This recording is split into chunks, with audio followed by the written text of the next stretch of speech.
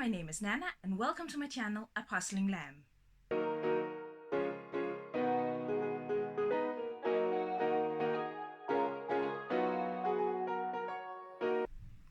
In today's video, I'll be tackling a vintage puzzle with 28 sides. And it's this one, The Edge. I showed this puzzle to you in my May puzzle haul, along with this one. And I think this image is perhaps the easiest of the two, but still, I'm going to try this one, simply because I like the image better. Now, full disclosure, as of recording, I have actually started putting it together, and I have a lot of thoughts about it. But for now, let's go back in time and watch me, perhaps not, struggle with putting this puzzle together. So let's start with taking a closer look at the box. This box is showing a little bit of sign of age, but it really isn't bad. Now on the front you have the image here with a little bit of an illustration of how the cut is. Then at the top you have the craziest puzzle in the world. A bold claim, but okay, let's go with it. And then The Edge, which is the name of the series. And it tells you the puzzle that's cut into a series of frames, the result over 650 straight-edged pieces, 28 sides and 16 corners. And then here down in the corner it has the actual name of this image, Penguins on the Beach. And then one thing that I think will make this puzzle more difficult than it already is, as you'll see, this is the only image provided. There's no poster. I don't know, there might have been at some point, but if there ever were, it's long gone. So this is the only image I have to work off. And as you'll see, especially this corner here, that's going to be very difficult to see the image. Then the sides are all the same. Has the name of the series, The Edge, and a little image here, and that's just the same all the way around. But then on the back you'll get a bit more information again. Craziest puzzle in the world, The Edge. A rectangle with 28 sides, impossible. The Edge is the puzzle that throws your traditional puzzle-making habits out of the window. If you always like starting puzzles with the edges, you'll have plenty to choose from. You see, The Edge cuts a picture into a series of frames. There's a small rectangular section in the middle with 4 corners and 4 straight edges. Around it is a frame with 4 more corner pieces and 8 straight edges. And around that are 2 more frames that will make finding a place to start almost impossible. Are you ready to experience The Edge? And then there's an illustration where you can see the cut. And I will say, I have looked at the pieces, and when you look at this illustration, I don't think this is the actual cut of the puzzle, because as you can see, this is random shaped pieces, and the pieces inside the box is, as far as I can see at least, all ribbon cut pieces. So I think that's a bit of a funny choice that they haven't shown the actual cut here. Or perhaps not just the actual cut, but a completely different type of cut. But you can see the frames, how this works. So let's look at the pieces. Now again, this is a used puzzle, so obviously this is not the bag that it came with.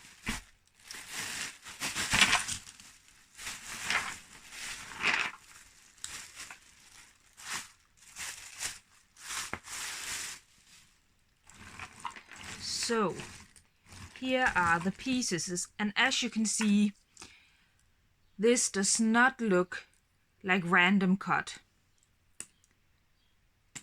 And I can already tell that there are a lot of edge pieces, a lot more than you'd normally see in a 1000-piece puzzle.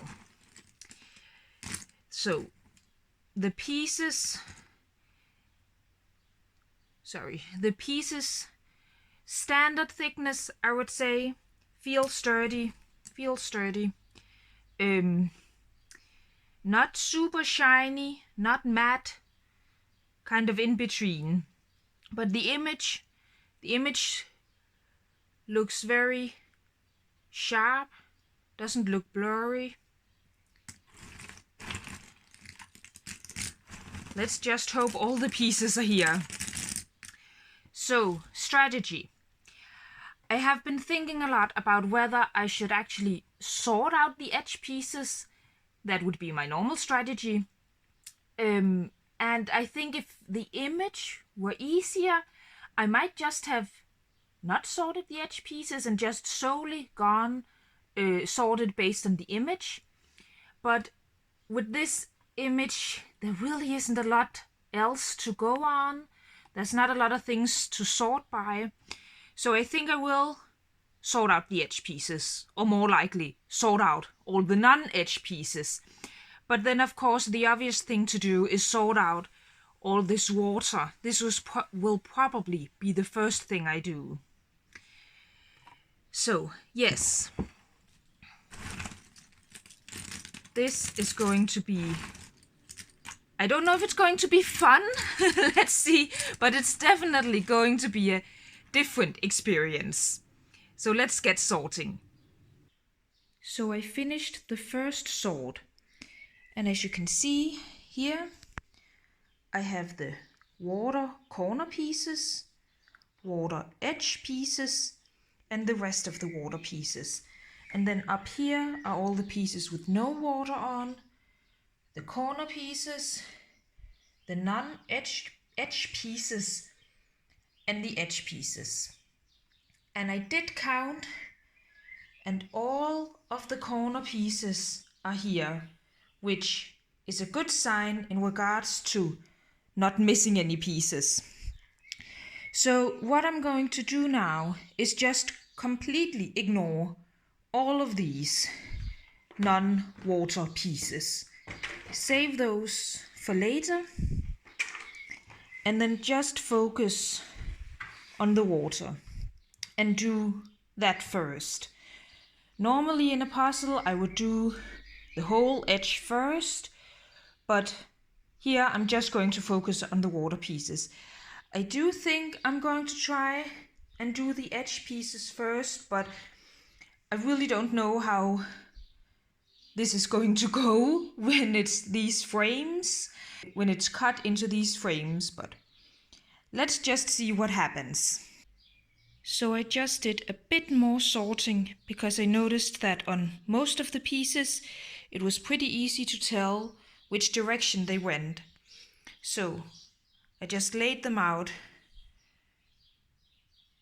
in the direction that I think they're going. Here are all the ones I wasn't immediately able to tell. But now, finally, I think it's time to start putting this puzzle together.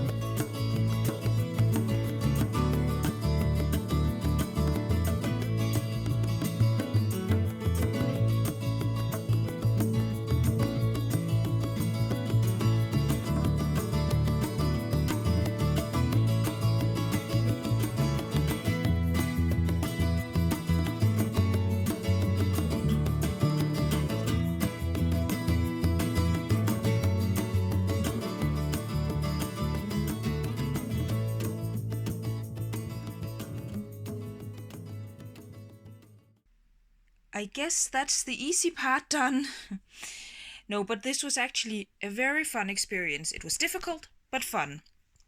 So I started only really looking at the edge pieces, but very quickly I also started pulling out the non-edge pieces. And as you can see, I am missing 2 pieces. I'm not worried yet that they're completely missing from the puzzle. It's pieces with very little water on it, so there's a high chance I just mis-sorted them. So one thing that did confuse me a bit at first is you can see here, for example, edge pieces, and then suddenly non-edge pieces, and then edge pieces again. And I think that's just so the different frames actually lock together. You can see I can move them around, and I actually really like that. It makes it a lot easier to put together. It makes it a lot easier when you put it together that the different frames aren't sliding apart all the time. But it is something that's not apart. They don't show on this illustration, and as you can see, as I expected, this cut is not at all the cut on the actual puzzle. First off, here it's a random cut, here it's a ribbon cut, but you can also see that on frame number 2, according to this one, most of the time, especially up here, frame number 2 is only edge pieces, but as you can see here, there's also a row of non-edge pieces. So this illustration is clearly only to illustrate what they mean by the puzzle being cut into frames. So, the rest of the puzzle. I think I'm going to tackle that a bit differently, because this is a lot of pieces to sort out by the direction they're going. So I think perhaps instead what I'm going to do is go over them and sort them again, and then pick out all of these beach umbrellas. I think they'll be quite easy to spot. You can see there's one there, there's one, there's some here, and then simply sort them by color. There's a few different color beach umbrellas. So I think that's going to be my first steps, putting together those beach umbrellas, and then probably from there on I'll start sorting them into the direction the pieces are going. This was difficult, but it's clearly the easiest part of the puzzle. So I have absolutely no idea how long the rest is going to take me, but we'll see.